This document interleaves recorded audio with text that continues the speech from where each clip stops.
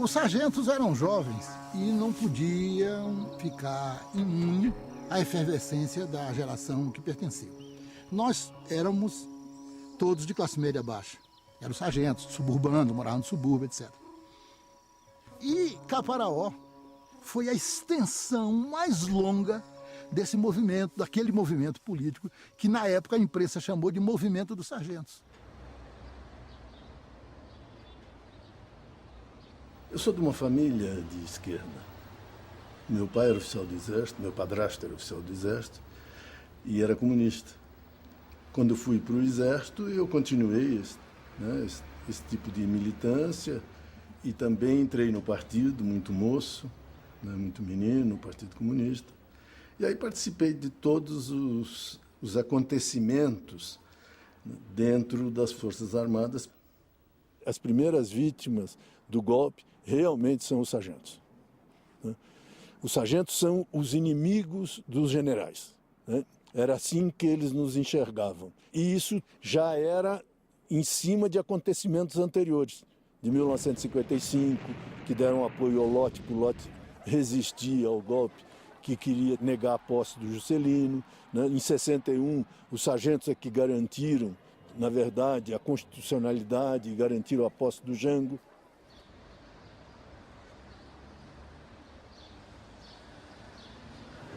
Pode fazer. Cadê ele? Vou provocá-lo. Mandei te provocar, mas não souberam te provocar. Que bom. Comandante, tudo bem? Quando íamos pro velório do Brizola, eu na rua fui recitando para ele. Há 36 anos que nós não nos víamos. Era uma pleiade de jovens que não tinham, eram tremendamente puros no seu pensamento, entendeu? Tremendamente puros no seu pensamento, que tentavam, de alguma forma, mostrar a insensatez e o absurdo que foi a derrubada do governo Jango. Quando eu fiz uma opção para a guerrilha, eu achava que aquela opção era definitiva e também, bye-bye, eu prefiro morrer do que viver humilhado. Era uma coisa mais ou menos assim. Eu acho que é muito achincalhante pertencer a uma sociedade que se diga contra uma ditadura, mas que não faça porra nenhuma.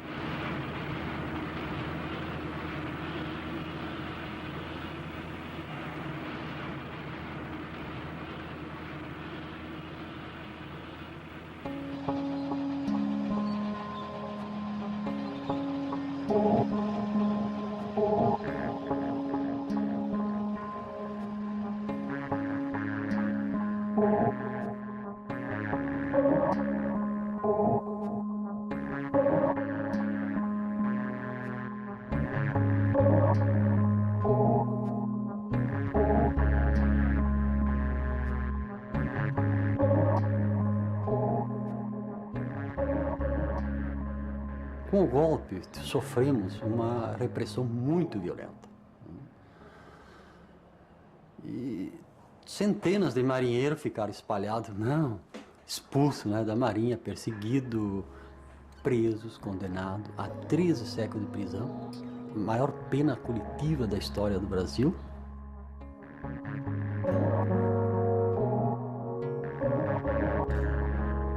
E Caparaó, acredito que representou o primeiro movimento, ou a primeira resistência armada contra o regime militar. Eu, por exemplo, naquela época já tinha família, já tinha 2 filhos do primeiro casamento que eu tenho. E de uma hora para outra eu me vi, não só sem emprego, como impossibilitado de trabalhar e na clandestinidade, sendo perseguido ainda. E também com aquela indignação de nós sabemos de que o nosso país estava sendo dominado, estava sendo submetido ao poderio econômico de outra nação. Eles tiveram a inteligência de proibir a gente de trabalhar. Ninguém podia dar um emprego para a gente. Quer dizer, o tipo da burrice. Treina um homem como militar. Depois coloca ele contra a parede, não pode nem da família, e o cara se rebela. Até o rato se rebela.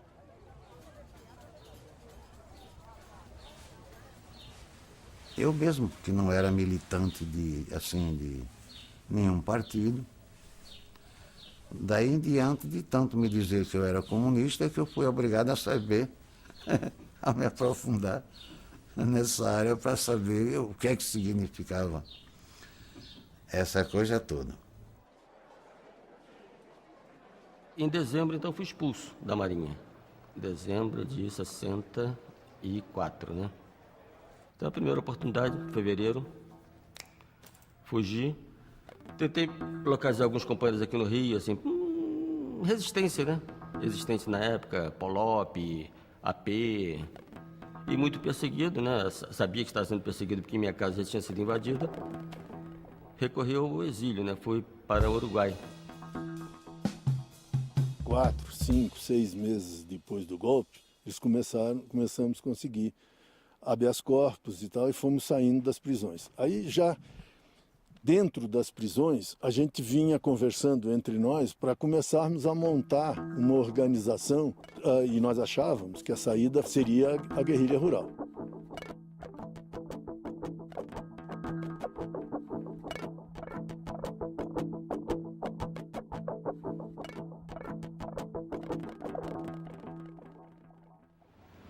Lá pelo dia 10 de dezembro, eu fui incumbido pelo conjunto dos sargentos de ir conversar com o Brizola em Montevidéu. Nos reunimos no Parque Bage e o Brizola insistia muito com a possibilidade de levante. Então se acertou o seguinte: nós ajudaríamos o Brizola num possível levante, um possível levante no Rio Grande do Sul. Pegamos os remanescentes que pudesse existir ainda nas Forças Armadas, no Exército e na Polícia Militar, que lá chama Brigada Militar. Enquanto isso, ele nos daria recursos para nós montarmos uma frente guerrilheira. Ficou acertado que eu traria o meu pessoal do Rio, e trouxe bastante gente, trouxe umas 60, 70 pessoas do Rio de Janeiro, e comecei a alojar esse pessoal em vários aparelhos. Aí localizei o Soares, através do partido. O Soares estava trabalhando na fábrica da Quibon, no Rio de Janeiro. Começamos a comprar uniforme, mandar fazer, né, roubar o uniforme do Exército, sabe? Começamos a montar. E o Araquém ficou encarregado de guardar esse material que nós iríamos usar no dia da invasão nos quartéis, para tomar os quartéis. Aí o Araquém ficou morando em Ipanema, uma praia de rio, no Rio Grande do Sul, arrumou uma namorada, a mulher dele descobriu, e ele dormindo deu 2 tiros no Araquém. E ele vai, leva essa mulher, vai com ele. E aí ele, como muito galante e de boa verve, me vai pra praia e começa a tititi com as meninas, e a mulher viu daqui. Quando chegou de noite, rapaz, a mulher trancou-lhe o dedo. Eu me nego a dar versões sobre isso, porque tem umas versões tão cretinas, e até de alguns amigos, que dá vontade de rir, né? O certo é que ela me deu um tiro, e era uma pessoa desequilibrada emocionalmente, mas só soube isso depois. E eu fui preso, quase morri, porque ela quase me matou. A bala atravessou o fígado, o estômago e o pulmão. E eu passei um dos momentos mais duros da minha vida, que se eu não fosse jovem, eu não teria resistido.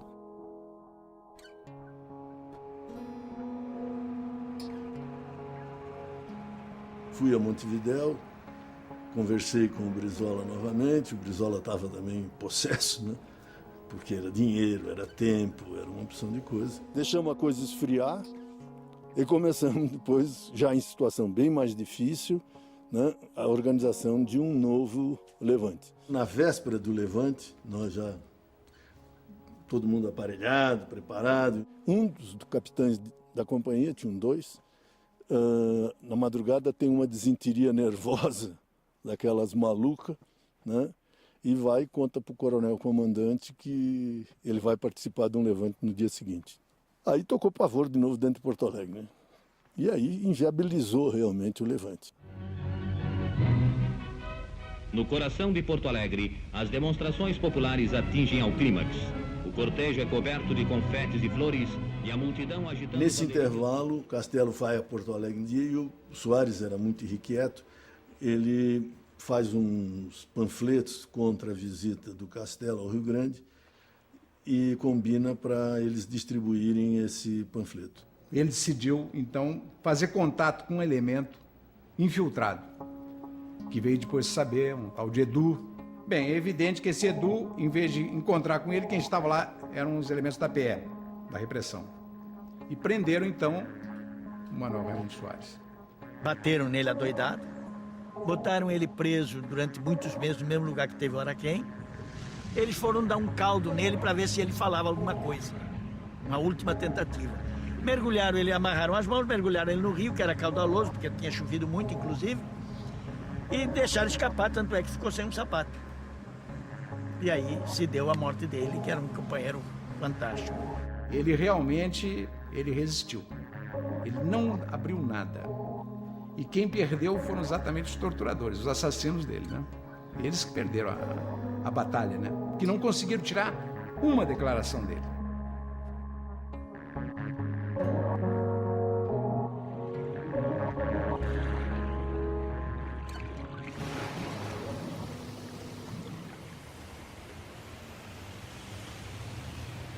Eu era funcionário da Caixa Federal de Porto Alegre e tinha uma militância de esquerda no meio sindical. Quando chegou em 66, eu não resisti mais, ou seja, não quis mais ficar parado em Porto Alegre, eu precisava atuar.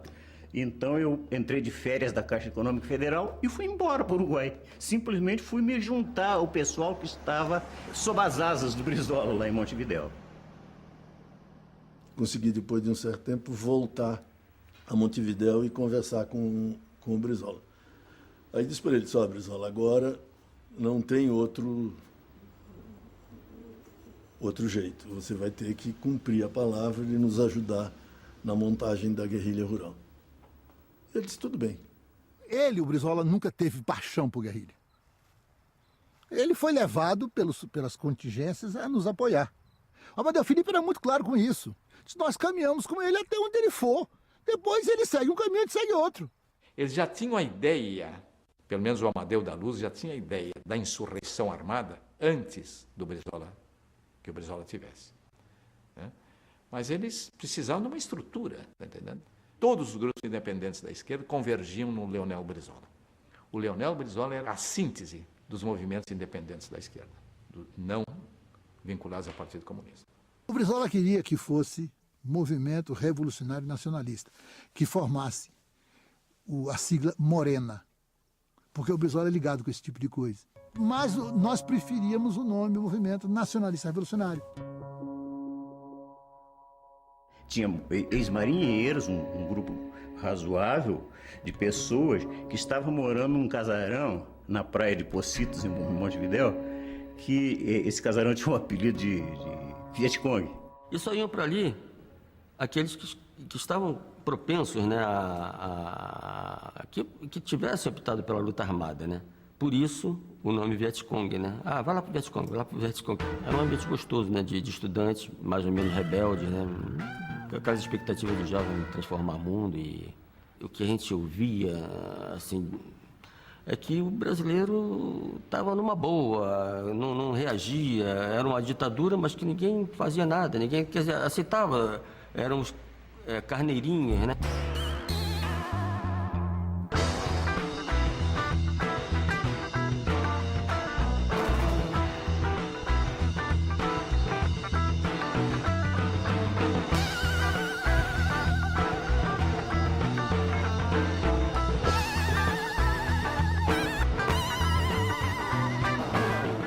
O que nós queríamos era mostrar para o mundo que no Brasil não estava todo mundo arriado, não. Que aqui existia gente reagindo e nós resolvemos nos engajar nisso aí e fomos para um treinamento. Eu, por exemplo, fui fazer um treinamento em Cuba.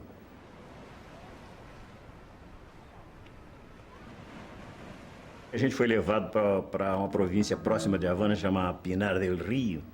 Ficamos alguns meses na serra, nos deslocando, aprendendo, estudando com os cubanos a experiência que eles tiveram.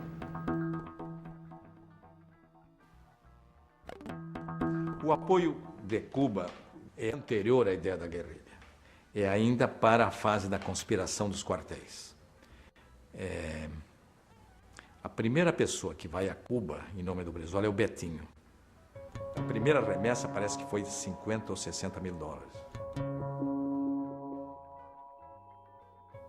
O Brizola nunca falhou nos compromissos, sempre foi muito a conta-gotas. Ele mandava esse dinheiro de vez em quando para nós, em torno de $5.000. Agora, no máximo que pode ter sido gasto conosco, né, 70, $75.000.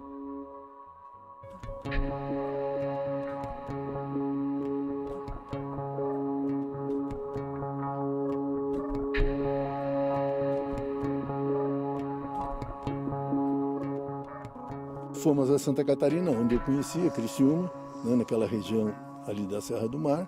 E aí veio o Onier, que era um sargento paraquedista, e uma companheira que me dava cobertura, a Vera, né, que era funcionária pública estadual, para se deslocar para o lugar, para começar a preparar a região para receber o nosso pessoal.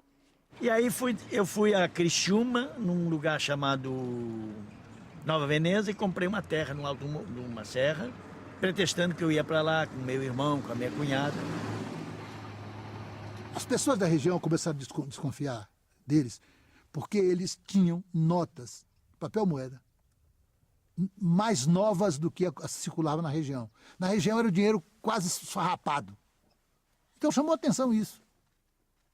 E houve um assalto próximo, assaltaram um banco e eram justamente 2 homens e uma mulher. Aí denunciaram eles.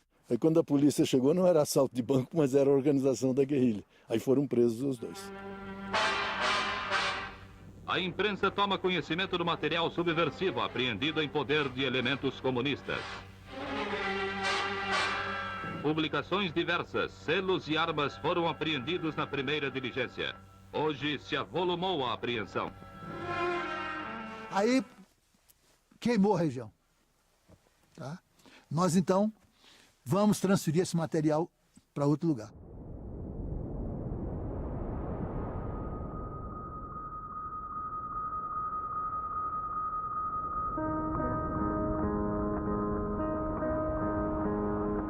Havia um contato com a Polop, que um cidadão que até é primo do Juca Chaves, Eric Sachs, era dirigente dessa Polop, que era político operário.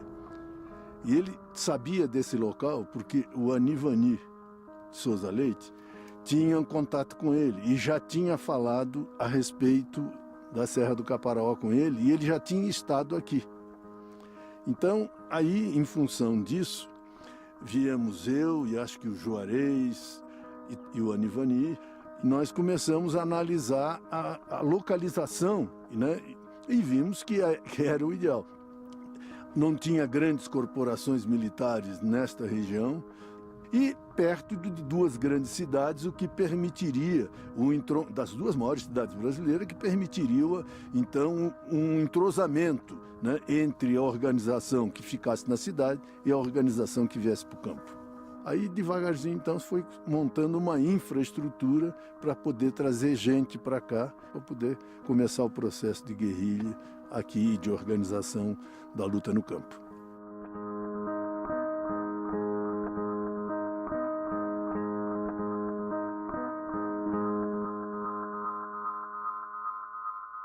Algumas daquelas armas que eles salvaram quando a insurreição caiu, eles começaram a trazer pro Caparaó.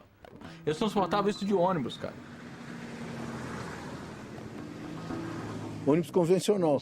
Fazia embrulho diferente, dava jeito, desmontava, pegava o ônibus fora da rodoviária de Porto Alegre e descíamos antes da rodoviária do Rio. Aí de lá veio muita coisa, veio de trem, veio de ônibus, veio de jipe e veio na Kombi da Kellogg's, que o Edson era um companheiro nosso, que também estava engajado, se viu, né, que botava aquele sucrilho por cima e por baixo vinha arma. Vinha arma, vinha uniforme, vinha o diabo ali. 2,5 toneladas de material foi transportado assim, inclusive 30 quilos de dinamite. Aí o Milton, que fez uma dessas viagens e que ia participar na guerrilha, ele era solteiro, não tinha família, veio para cá e compraram esse sítio aí perto do Príncipe e o Milton ficou aí. Viemos 17, né? Não vieram os 17 de uma vez, né? Fomos introduzindo de 2 a 2, 3 a 3, 1 a 1. Quando tínhamos 17 no sítio, começamos o deslocamento aqui em cima no Caparal. Foi feito o primeiro depósito subterrâneo, foi feito um buracozinho que dava para entrar e lá dentro tinha como uma salinha que dava para ficar sentado. Quando eu cheguei, felizmente o buraco estava pronto. Não tive que pegar na picareta. Minha função eu era o engenheiro de toca. É. Ele tem muita habilidade para isso. O que você fazia? Fazia as tocas. Eu fazia os buracos, entendeu? E fazia o suporte com madeira e tal direitinho, né? Então preparava para guardar o material. A função era essa.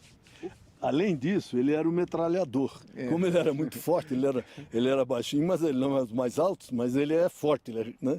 E também muito consequente, né? Então, a metralhadora era dele. Nós fizemos um teste aqui, aí o Amadeu o comandante aqui mandou parar o teste, porque foi muito estampido.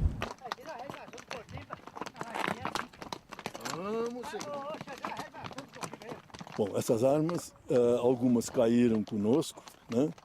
Quando nós fomos presos, que nós estávamos com ela, alguns mosquetões, eu tinha uma Remington 22 com luneta, e outras nós temos guardado aqui nessa maravilha. Nós devemos ter no depósito ainda uns 3, 4 mosquetões, né? Esse fuzil metralhadora, né? E algumas coisas superficiais, pequenas lá e tal.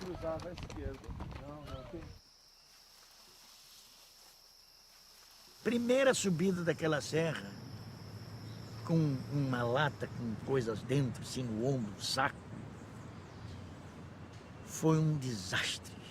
Coisa que eu fazia depois de um tempo, em 1h30, 2 horas, passei uma noite inteira subindo. Nós saímos e umas 9 horas da manhã e caminhamos até...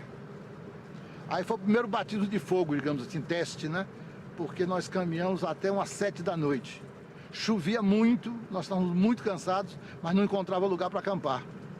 Então a gente ia no instinto, assim. Até que encontramos um pequeno platô e todo mundo arriou as coisas ali.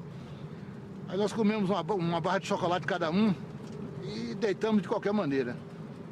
Quando eu acordei de manhã, eu estava deitado em cima do nylon, enrolado numa coberta, dentro de um charco. A água quase entrava na minha boca. E eu dormi a noite toda, acho que foi uma das noites que eu dormi melhor na minha vida. O cansaço tem esse, né?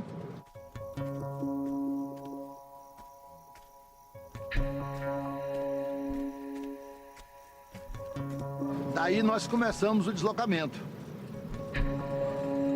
Caminhamos tendo o pico à nossa esquerda para um vale, acampamos, fizemos o famoso acampamento das chuvas, que ficou, parece que 1 mês e meio sem parar de chover um só dia. Nós passamos de todo aquele período, eu acho que mais de 60% do tempo que nós passamos lá em cima, na serra, foi embaixo de chuva, né? Eu era um especialista em fazer fogueira, né? O almoço, a janta, era sempre eu que tinha saco para isso, né? E nós estávamos mais ou menos fazendo um levantamento. Não é que se estivesse fazendo uma luta já propriamente dita de guerrilha, não. Nós estamos fazendo uma preparação para partir para ir para a luta. Aqui nós, não sei se foi aqui que nós fizemos também um teatrinho, eu sei que uns 3 teatrinhos, mais ou menos para matar tempo e manter o nível cultural da pessoa, isso é importante. Né? Um cara recitava uma poesia, outro fazia uma coisa. Normalmente era eu, Amaranto, que sempre tive tendência para literatura e tal. A gente caminhava pelo menos cerca de 80 quilômetros por noite, sempre à noite, o nosso deslocamento era à noite, com a mochila com cerca de 50 a 60, dependendo da pessoa, até 80 quilos. E uma serração também muito intensa, uma serração, eu chamava aquilo ali de treva branca, né? O russo, né? Que, aquela neblina densa, né?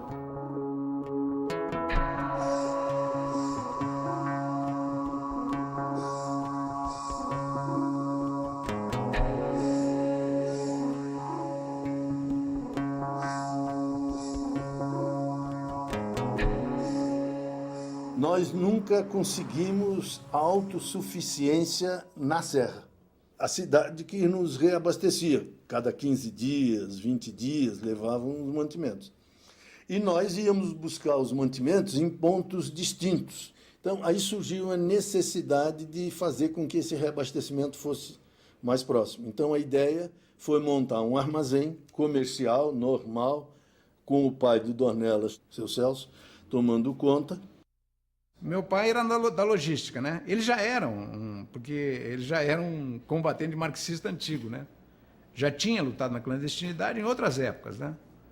Então ele comprava, vendia as coisas ali, tá? Mas na verdade eram as compras de enlatados, quer dizer, material para ser deslocado para cima, né? Nós pretendíamos aqui estabelecer uma base, né, onde a gente tivesse possibilidade, era o recuo. Faríamos ações políticas, inclusive havia uma ação programada na cidade de Presidente Soares, hoje Jequitibá, né, Alto Jequitibá, uma ação expropriatória nos bancos, e o recuo seria aqui no parque. Ocuparíamos a cidade, tá? Prenderíamos a tropa que estivesse lá, tomaria as armas, fazia lá uns discursos e tal, e voltava para esperar eles nos atacar. O princípio base da guerrilha é que quando o inimigo ataca, você recua. Quando ele para, você fustiga. E quando ele recua, você ataca. Esse é o princípio básico, o ABC da guerrilha de Mao Tse-tung. Aí você podia fazer incursões. E as incursões aqui teriam que ser em 2 sentidos. Em direção à BR, em direção à Vale do Rio Doce. E criar com isso um fato político, não um fato militar. E que na cidade poderia haver outro tipo de resposta. Quer dizer, lá tem um grupo de loucos, de malucos, resistindo.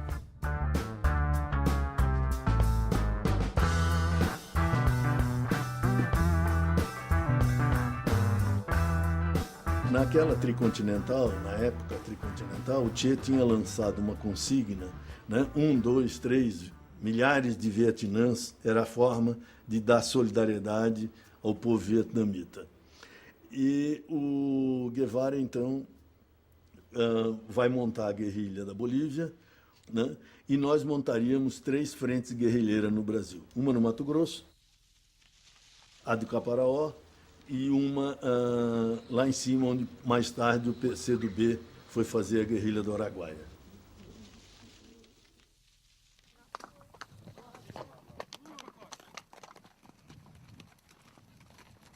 Nós teríamos que subir aqui esse morro menor e aí pegar em direção à esquerda, se distanciando do pico, enxergando o pico. Sobe uma outra e na próxima descida do lado direito, onde tem um rio, é o Depósito das Armas.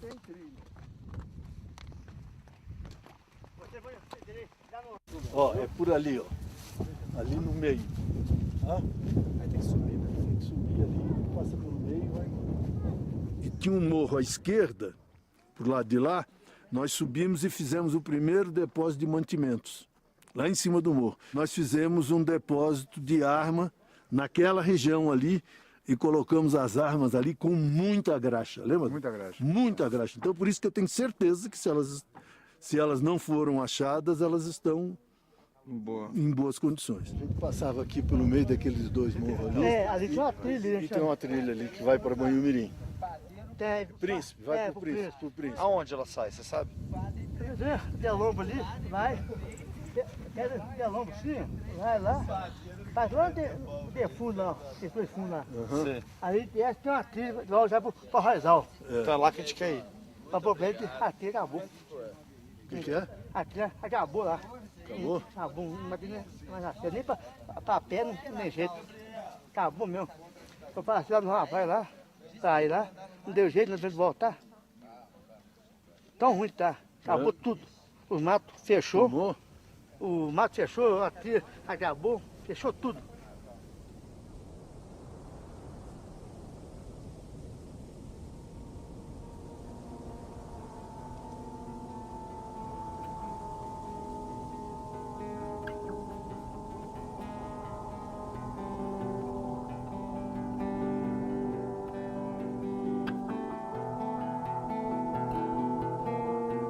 A fome pegou em novembro, por aí, outubro, né?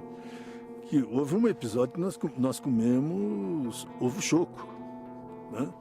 Eu me lembro de que teve gente que teve repugnância com o ovo que era sangue, né? E tinha pinto já, de pássaro daqui. E eu me lembro que o Cerejo ficou doido da vida. Disse, pô, que é isso, pô? Me dá esse ovo aqui. O enfraquecimento de alguns também, né? Uns fisicamente não enfraqueceram, mas alguns não resistiam mesmo. A floresta, ela era muito inóspita para nós. Nós não tínhamos... era frio, né? De noite chegava a uns 5 graus mais ou menos, e de dia tinha aquele ar seco e quente, né? E quando nós entrávamos na mata, era úmido, né? Quer dizer, haja saúde para o sujeito aguentar aquilo.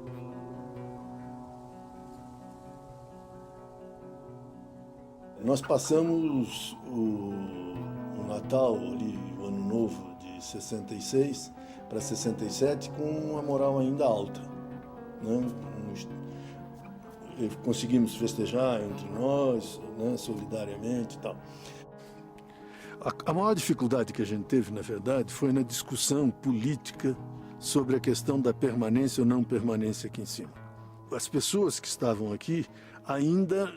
Por exemplo, eu tinha vida clandestina, mas tinha muitos que não tinham. Então, se manter aqui em cima, tinha que se entrar em ação. Porque se não entra em ação e você tem pessoas que não têm vida clandestina ainda, o que acontece? Essas pessoas começam a criar e desenvolver necessidade de retornar à cidade. Então essa discussão foi feita aqui na Casa de Pedra. O Amadeu Rocha estava vindo de Montevidéu, onde tinha conversado com o Brizola, e a recomendação era que nós continuássemos sem ação. Então eu digo, olha, sem ação não dá para continuar. Isso foi quebrando o ânimo revolucionário das pessoas, né? E foi indo.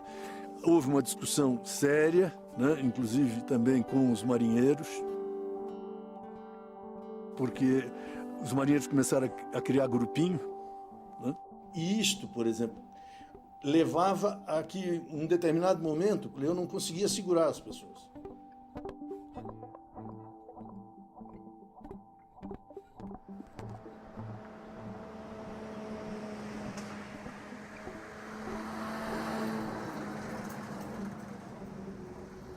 Eu fui para lá, para a Serra, com uma missão específica. Eu fui para verificar, constatar em loco como estava sendo tratado o armamento e como estava sendo tratada a questão da segurança dos acampamentos, deveria retornar e apresentar o relatório. O Amadeu Rocha incumbe o Hermes de vir ao Caparaó como espião. Agora, espionar para quê? Para entregar? Não. É para levar um relatório para o Amadeu Rocha do que estava acontecendo, porque o Amadeu já não confiava no Amadeu Felipe, e nem o Amadeu Felipe no Amadeu Rocha. O que eu encontrei foi falhas do ponto de vista técnico-militar. Se deslocava com maior segurança, se subestimava a capacidade das Forças Armadas, de achar que soldadinho morria de pneumonia antes de atingir o topo da serra, e por aí afora. Existia a guarda florestal, eles ficavam lá no topo, lá em cima, no pico da bandeira lá, eles ficavam de binóculos, observando fumaças na mata, essa coisa. Eu achei que estava frouxo e denunciei isso, informei que eu achava que a queda era iminente.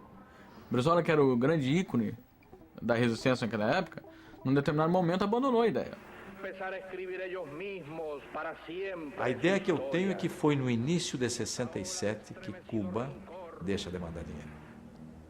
E não foi até por nenhuma, acho eu que não foi por nenhuma desavença. Foi porque também Cuba não tinha. O Neiva Moreira tinha me contado que ele tinha ido a Cuba e tinha falado, ele não dizia que era com Fidel Castro, dizia que tinha falado com um alto dignatário, um alto dirigente, que tinha dito para ele, olha, que tu quiser, leva esses lustres daquelas casas do pessoal rico que tinha abandonado Cuba e ido para Miami. Pessoal, leva esses lustres, leva esses quadros, mas dinheiro nós não temos. Até que cada um, por uma questão de segurança, tinha um pouquinho de dinheiro. Era um dinheiro seguinte, era um dinheiro também pouca coisa, uma passagem, no caso. Tivemos que pegar esse dinheirinho de cada um e alguém, um ou dois, descer num povoado né? Ou num armazém e comprar uma determinada quantidade de alimento além dos limites regionais, né? Se eu comprar farinha de milho, por exemplo, o pessoal do lugar vai comprar meio quilo, 1 quilo no armazém. Mas para nós isso era um grupo, né? Tinha que comprar no mínimo 4, 5 quilos. Isso já era um motivo de suspeita, né? Grande parte da população brasileira, pressionada violentamente por distorções de estrutura, continua vivendo em processo constante de empobrecimento. O estado do Espírito Santo está incluído entre os estados mais pobres do país. A economia brasileira está exigindo claramente urgentes reformas que venham transformar sua...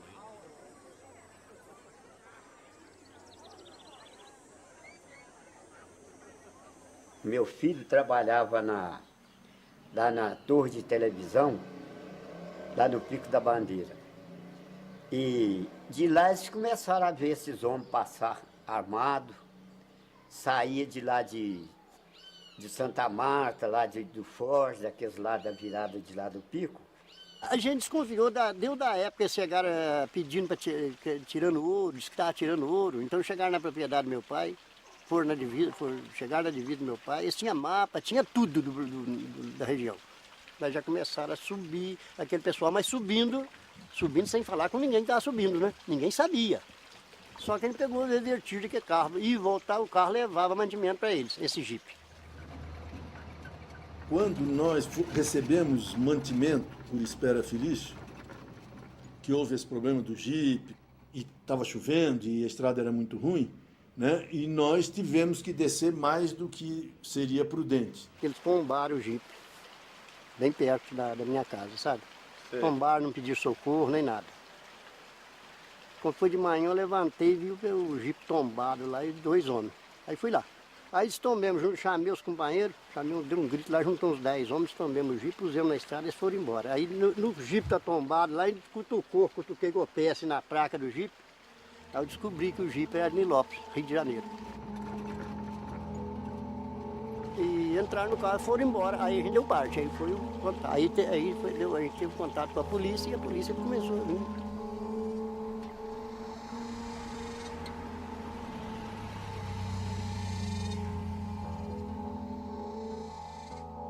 Eu comecei a receber reclamação daquela população ao longo da Serra do Caparaó.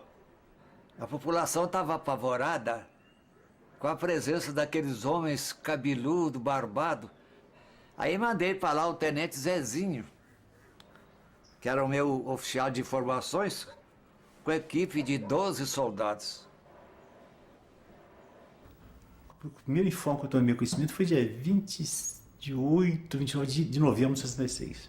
Estando na cidade de Manhumirim, encontrei-me com o senhor Paulo Rayá. Relatou-me o seguinte: senhor tenente, existem na Serra de Caparaó uns homens caçando borboleta. Aí o capitão José do Nascimento, que eles tratavam capitão Zezinho, começou a investigar, vinha aí ver se conseguia esbarrar com eles, mas sempre quando vinha eles estavam embarracados naquelas beiras de mata, lugar difícil de chegar, e ele não conseguia chegar no acampamento deles. A última diligência que nós fizemos para lá, nós deparamos com um local de um acampamento, coisas deixadas, restos, né? Deixados.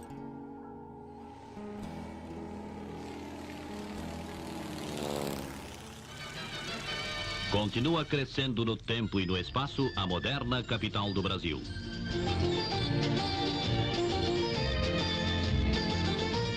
Aqui se levantam os 3 poderes da República entre larguezas internas e arrojos arquitetônicos. E dentro deste cenário de novas esperanças, toma posse da presidência da República o Marechal Arthur da Costa e Silva. O ato solene... Vim ao Rio de Janeiro e voltei. Quando eu voltei, eu tive essa conversa com o Amadeu Felipe. Dessa conversa com o Amadeu Felipe, eu disse a ele que eu iria embora, que eu não ia ficar. E o Cerezo, não sei como, tomou um conhecimento e disse, ó, se o Gelsi vai embora, eu também vou. E chegamos em Espera Feliz, tanto a polícia estava nos esperando, porque quando nós chegamos o trem já tinha passado. E tivemos notícia que o trem tinha sido revistado. E nós ficamos esperando o ônibus que seria mais tarde.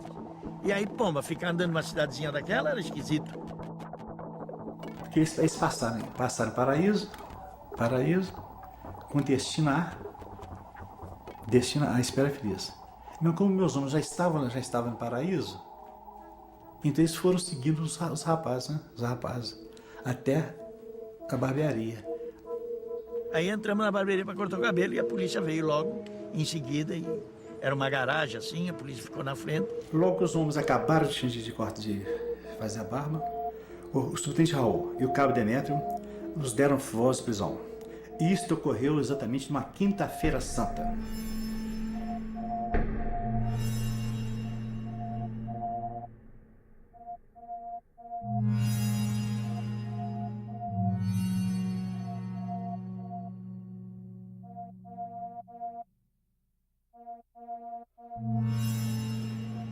O Gelsi fez questão de ir à auditoria, onde tinha uma audiência, preso, avisou que tinha e tal, e aí levaram ele para que os outros vissem e pudessem nos avisar. Um advogado que cuidava dos processos aqui, era um dos advogados que cuidava dos processos da gente aqui no Rio, escutou numa auditoria militar uma informação de que o Gelsi Correia estaria preso. Então tocou um alarme geral aqui, pô, o Gelsi era o subcomandante da Serra. Se imaginava, bom, se o Gelsi foi preso, deve estar havendo combate lá em cima, o pessoal está brigando lá em cima.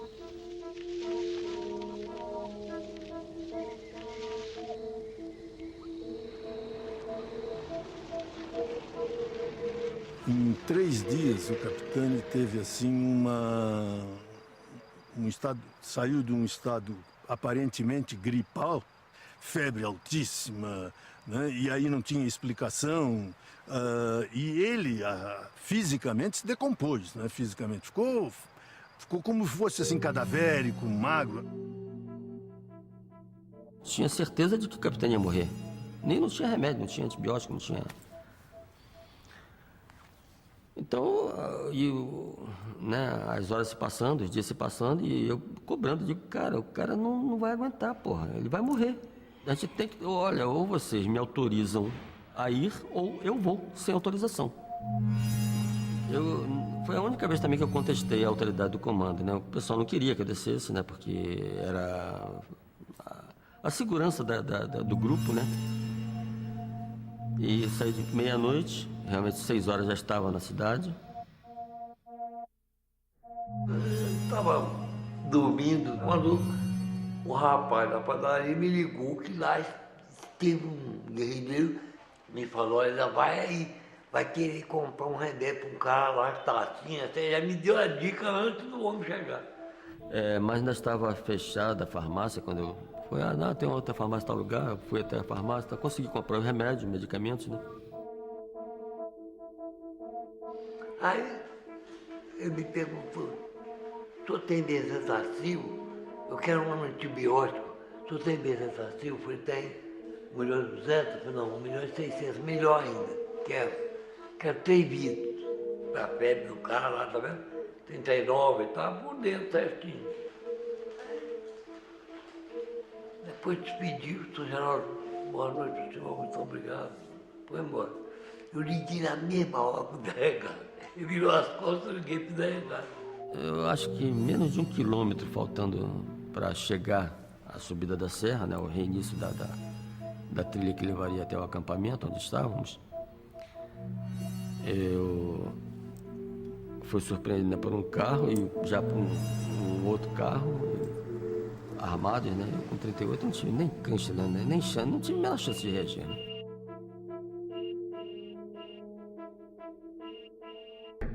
Eu digo, bom, agora daqui para frente é morte, né? Eu vou ser um dos primeiros a morrer, certamente. Mas tinha que morrer com dignidade. Então, eu acho que eu estava preparado, muito bem preparado para morrer.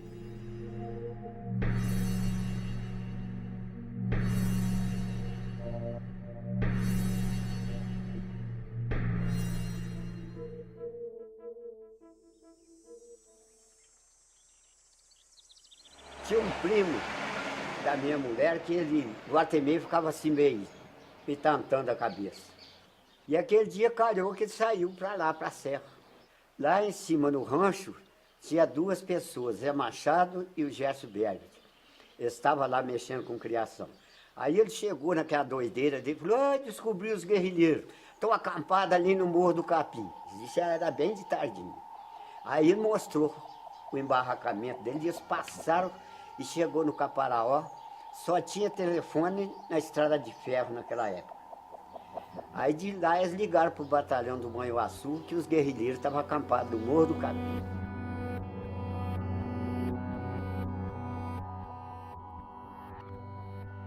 Que o Gerônimo anteriormente disse, olha, companheiro, tem uma tropa passando aí, uma tropa descaracterizada, estão todos apaisando, tem gente a pé e a cavalo. Vamos falar com o Amadeu, falamos, até nos reunimos uma tarde, eu estava escurecendo. Ó, tem uma tropa, coisa tal. Então, parece que ele havia decidido ali para os companheiros que no outro dia, logo cedo, nós sairíamos dali. Nós já estávamos preocupados com o Amaranto, que teve que ir buscar remédio para o capitão. Nós que estávamos bem em cima, na Casa Queimada, então resolvemos descer, né, para que o Amaranto fizesse o menor percurso possível a pé.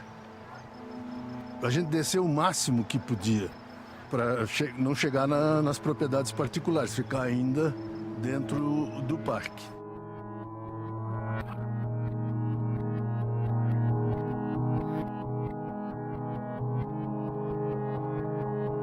Dia 31 de março de 1967, às mais ou menos 21 horas, chegou ao nosso conhecimento da existência de homens na redondeza da fazendinha.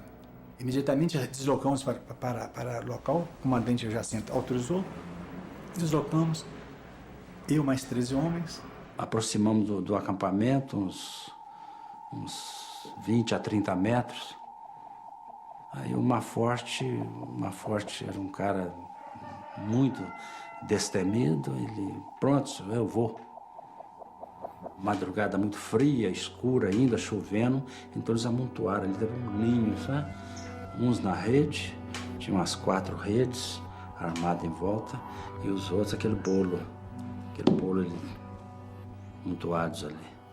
Aí nós circulamos o acampamento deles, bem próximo onde eles estavam, e o Maforte entrou e dominou o sentinela. Aí o Maforte, pode chegar, pessoal, tá dominado.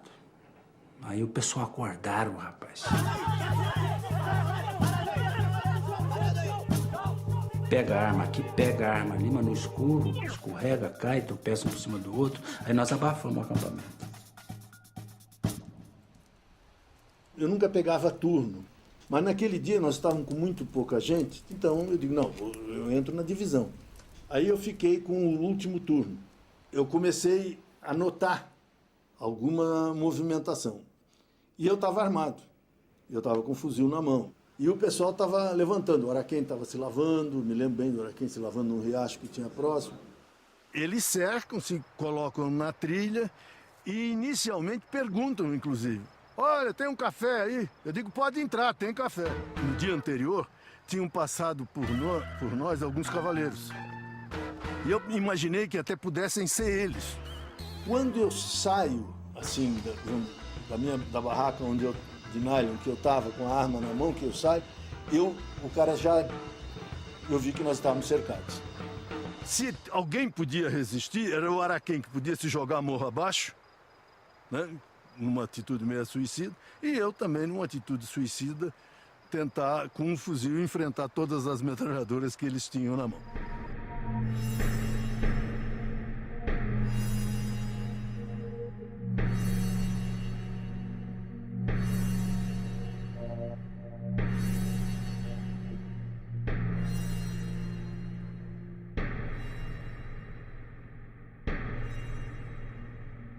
Eu tenho uma visão de que acabou como tinha que acabar.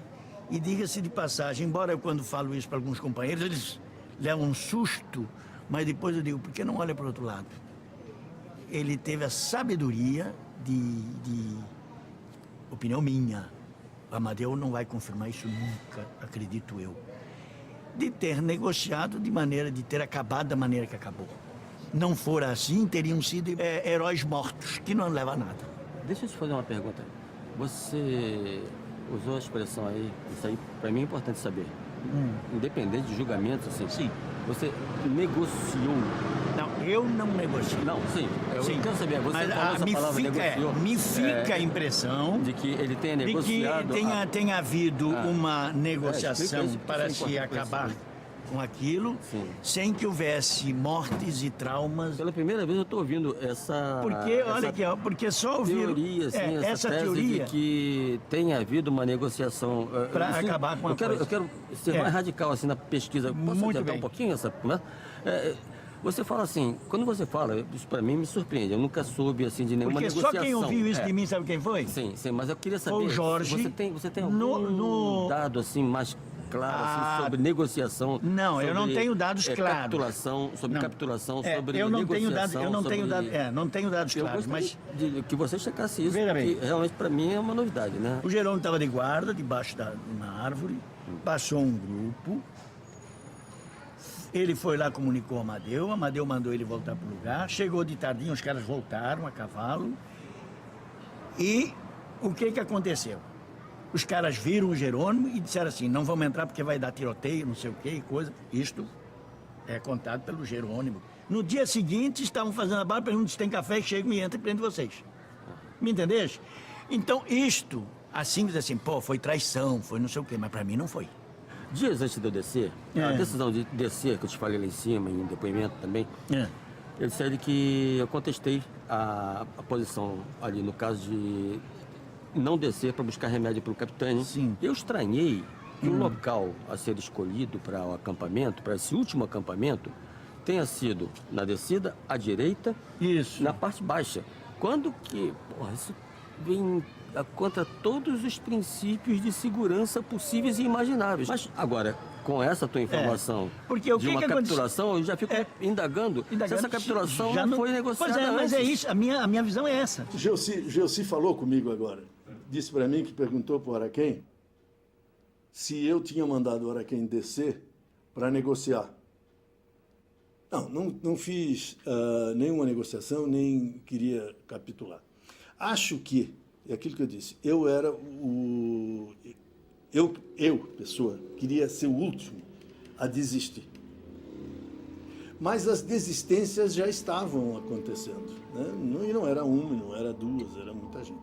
E eu percebia né, que nós estávamos derrotados politicamente, né? A guerrilha não tinha sobrevivência política.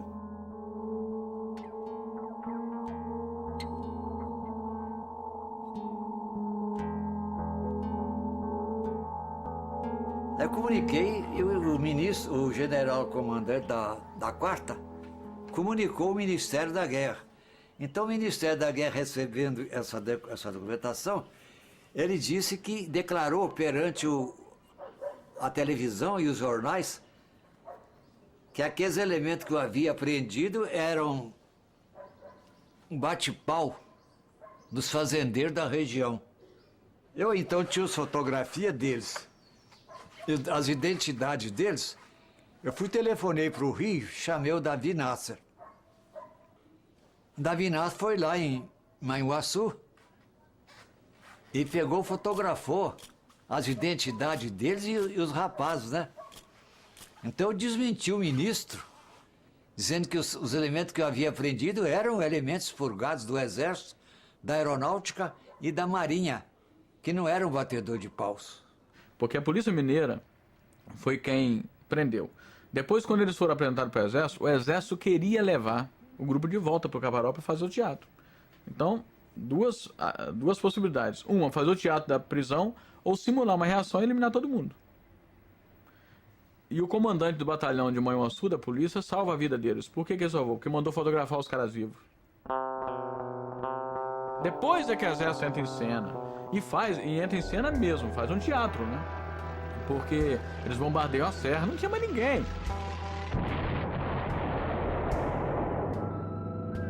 Havia a insegurança do Exército de que pudesse haver remanescentes na serra. E eles fazem durante muito tempo operações.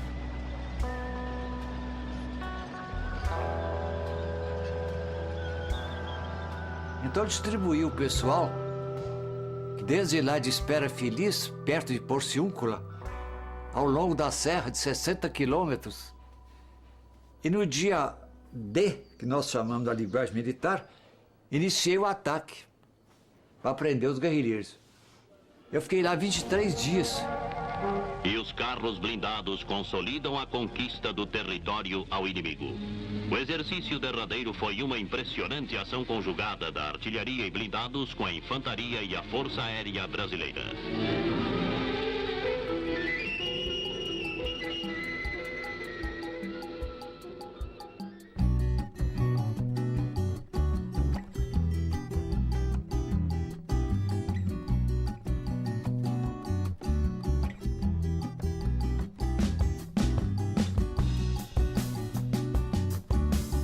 Ia haver o encontro do Araquém Galvão num dia X com o pessoal do Rio.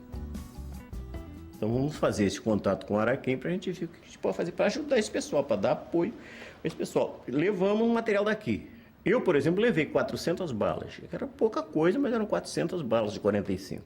Eles vêm até Realeza, desembarcam, tinha um encontro marcado com o Araquém não aparece, porque já tinha sido preso. E eles resolvem ir para a Serra. Eles cantam Internacional, se enche, né, de ânimo e vão.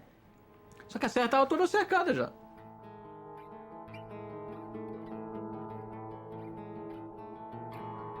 A gente passou por um lugar chamado Vargem Grande. A gente chegou de tardinha. De tarde. Aquilo é uma garganta. Você obrigatoriamente tinha que passar por dentro do lugarejo. Mas mandamos dois exploradores, o capitão Juarez Alberto Souza Moreira e o Gregório Mendonça, que era um gaúcho que tinha treinado com a gente em Cuba. Aí nós tomamos a decisão de encarar, de passar direto. Entendeu?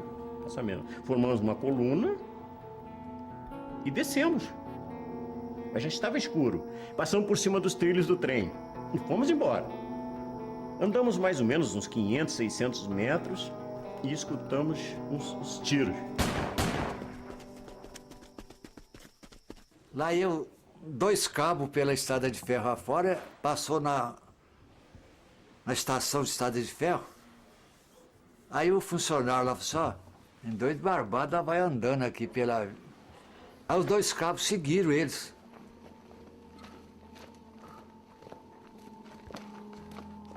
Aí paramos assim atrás de uma pedra, a lua clara, rapaz. Cheguei nas costas dos 2, eram 2.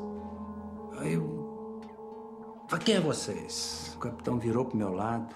Eu sou o capitão do exército. Faz continência pra mim, toma posição pra mim. Eu falei, que isso? Que isso? Negativo. Negativo. Você é capitão, deixa eu ver sua identidade.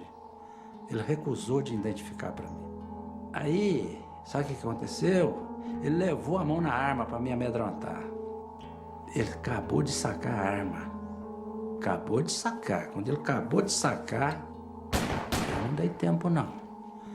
Eu disparei meu revólver contra ele, para cima dele, em legítima defesa. Dei nele 2 tiros.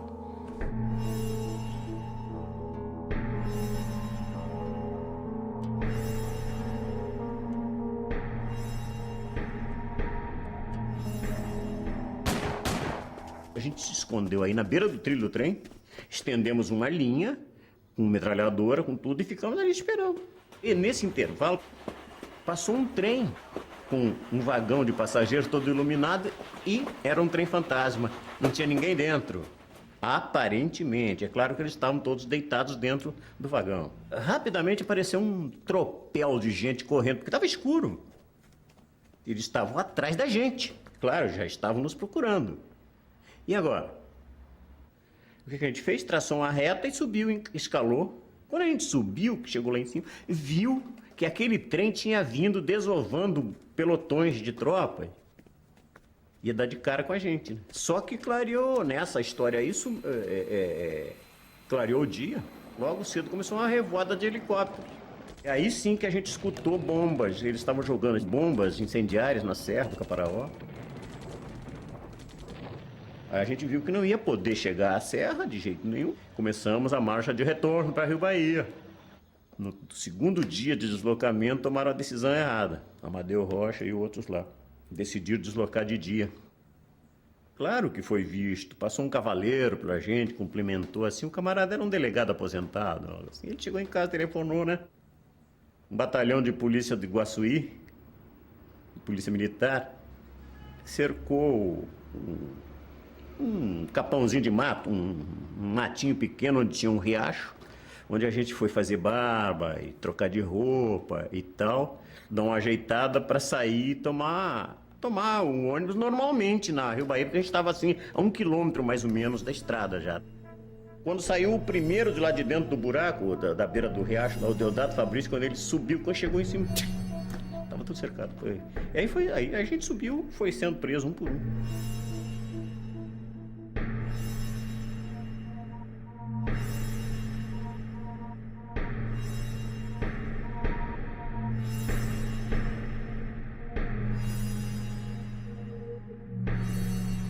Durante uma conferência de chefes de Estado que há em Ponta del Este, que vem o Johnson, que é o presidente dos Estados Unidos, e vai o Costa e Silva, recém-eleito. Cai Caparaó.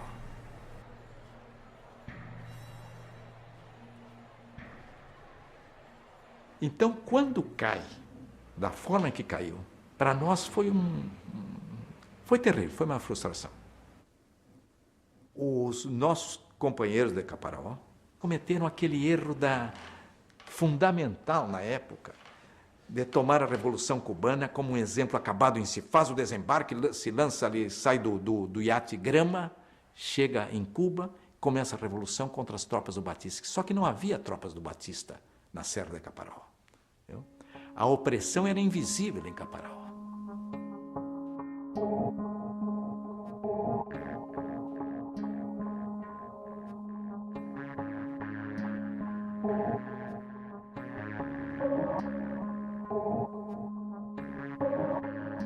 Então, quando nós estávamos presos em Juiz de Fora, eram umas celas individuais, nós ficamos 8 meses incomunicáveis, né? Eu estava preso aqui nessa cela, na primeira cela, né? Fiquei preso aqui nessa primeira cela durante um bom período, até a morte do Milton. O Milton foi tirado à noite para depor. Eu vi quando o Milton saiu, né? Mas trouxeram o Milton de madrugada, bem de madrugada, e eu não vi o Milton entrar. O que eu vi depois foi uma movimentação que eles fizeram, e aí com barulho, tirando o Milton. Mas tirando o Milton já sem vida. Ele estava exatamente nesta cela.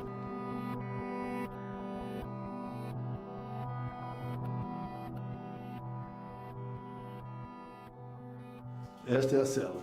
Ela deve ter 1,5 metro por 2 metros e a gente mal cabia aqui dentro. As condições da cela, da posição em que eles dizem que o Milton se suicidou, é quase impossível. A torneira era aqui, ó, nessa altura, que é praticamente impossível um homem de 1,84 m se suicidar. Se a gente for analisado por peritos, por alguma coisa, acho que a conclusão, né, e eles não fizeram perícia nenhuma, não quiseram fazer, a conclusão clara, me parece, é de que o Milton foi assassinado. Eu percebia no Milton um despreparo para estar lá. Quando da prisão, ele caiu em pânico. E eu me lembro perfeitamente do que eu falei para ele. Eu disse: Milton, quando eu me despedi da minha mãe, a minha mãe disse assim: olha, você é um patriota só, você não é soldado para você ir fazer isso. Então, eu digo, Milton, a minha resposta para ela foi o seguinte: quando os soldados não são patriotas, os patriotas têm que ser soldados. Ele olhou para mim e disse: pô, companheiro, mas eu acho que nós vamos morrer. Eu digo: mas isso não tem problema não, rapaz. Morrer, não tem problema. O problema é a gente baixar a cabeça. Isso aqui a gente não pode. Nós não vamos baixar a cabeça mesmo.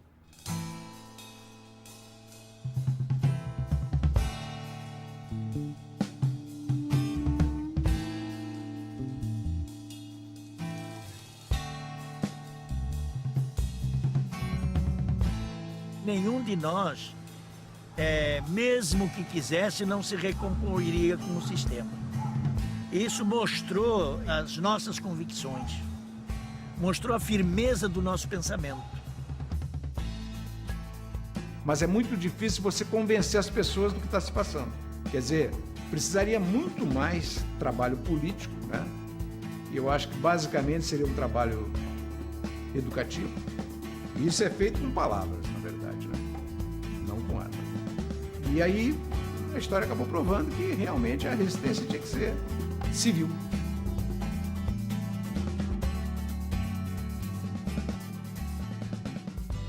Eu acho que foi importante, embora que não se tenha desencadeado propriamente a guerrilha, mas se tenha havido vários movimentos, não só Caparaó, como vários movimentos, teria apressado mais a derrubada da ditadura. A gente escuta por aí algumas críticas, pessoas dizem, não, aquilo era um exército brancalhone, aquilo lá era um bando de desesperados, uns sonhadores. Na verdade, não tinha nenhum sonhador ali. As pessoas que estavam ali sabiam o que estavam fazendo, ninguém foi obrigado a ir para lá, era todo mundo voluntário. O que restou de positivo disso aí tudo foi o objetivo principal, que era denunciar o regime estabelecido e demonstrar que existia gente insatisfeita, que existia gente reagindo sim. Y esa ola de estremecido rencor, de justicia reclamada, de derecho pisoteado que se empieza a levantar por entre las tierras de Latinoamérica, esa ola ya no parará más.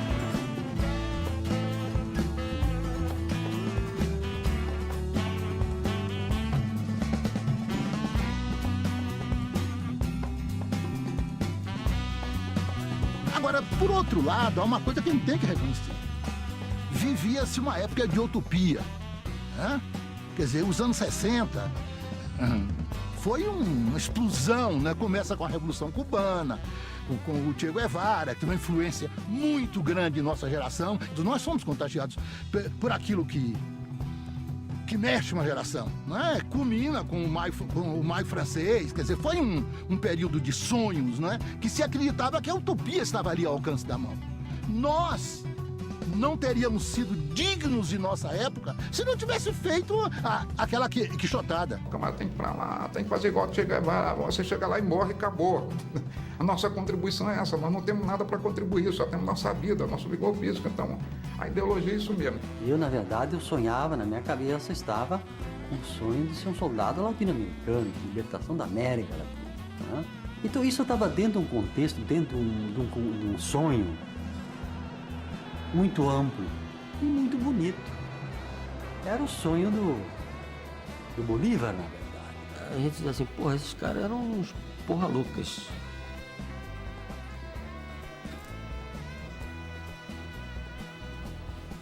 Provavelmente sim, éramos uns porra louca, mas pombas, quem não era porra louca naquela ocasião não tomaria uma decisão que foi tomada, né? E depois que estava lá em cima, eu não sei por que carga d'água, eu nunca me arrependi disso. Eu acho que nós tentamos, entendeu? Eu acho que nós tentamos fazer alguma coisa.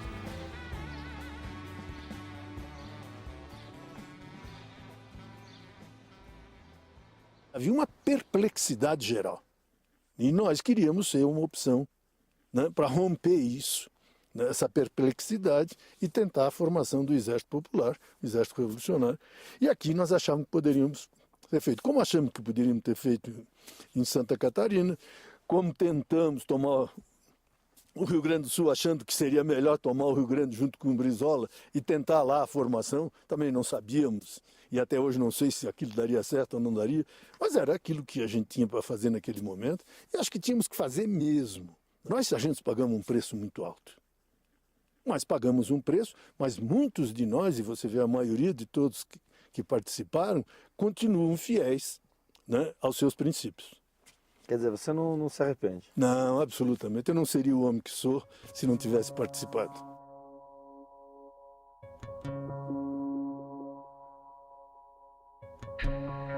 Eu penso nisso aqui, hoje, com 68 anos, penso nos 20 anos de minha vida que eu joguei em nome disso aqui, ó, Brasil, que a gente ama. Tá?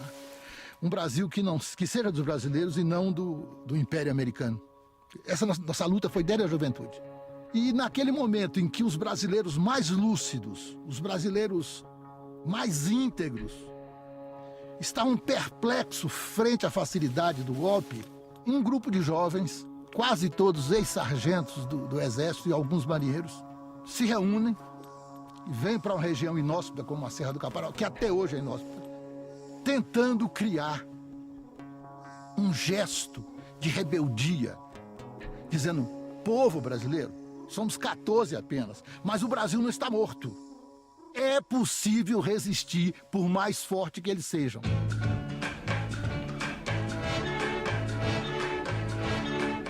Eu brasileiro confesso minha culpa, meu pecado.